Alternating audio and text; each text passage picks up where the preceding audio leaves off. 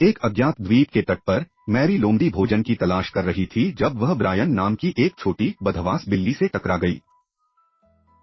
Brian खो गया था और अकेला था और मैरी को उस पर दया आई।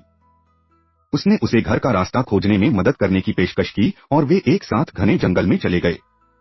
जब वे चल रहे थे, मैरी ने ब्रायन को उस जादुई भूमि के बारे में बताया जो एक विशाल द्वारा शासित थी, जिसके बारे में उसने एक क्लासिक कहानी में सुना था। ब्रायन को संदेह था, लेकिन मैरी को यकीन था कि अगर वे बस चलते रहे तो वे जमीन पा सकते हैं। जंगल में घंटों चलने के बाद मैरी और ब्रायन विशाल बीन स्टॉक में आ गए। मैरी ने कहानी को याद किया और सुझाव दिया कि वे यह देखने के लिए दौड़ें कि यह कहा जाता है।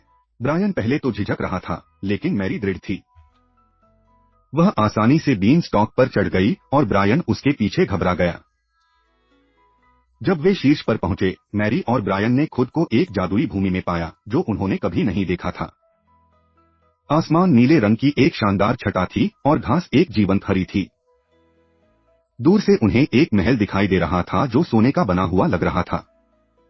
भूमि पर शासन करने वाले विशाल को खोजने की उम्मीद में मैरी और ब्रायन महल की ओर निकल पड़े। जब वे चले तो उनका सामना सभी प्रकार के जादुई प्राणियों, गेंडा, ड्रैगन और यहाँ तक कि बात करने वाले पेड़ों से हुआ।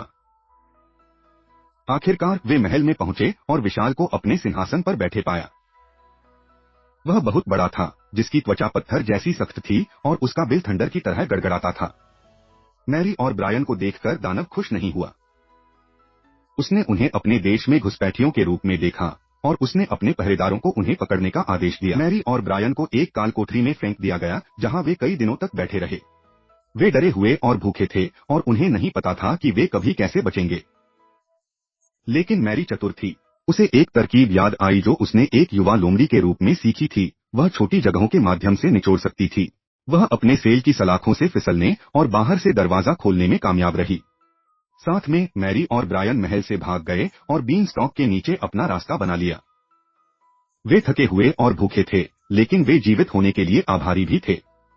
जब वे नीचे पहुंचे, मैरी ब्रायन की ओर मुड़ी और कहा, मैं छोटी हो सकती हूँ, लेकिन मैं शक्तिशाली हूँ। और थोड़ी सी चतुराई से हम बड़ी से बड़ी बाधाओं को भी पार कर सकते हैं। ब्रायन ने मैरी को नए सम्मान के साथ देखा।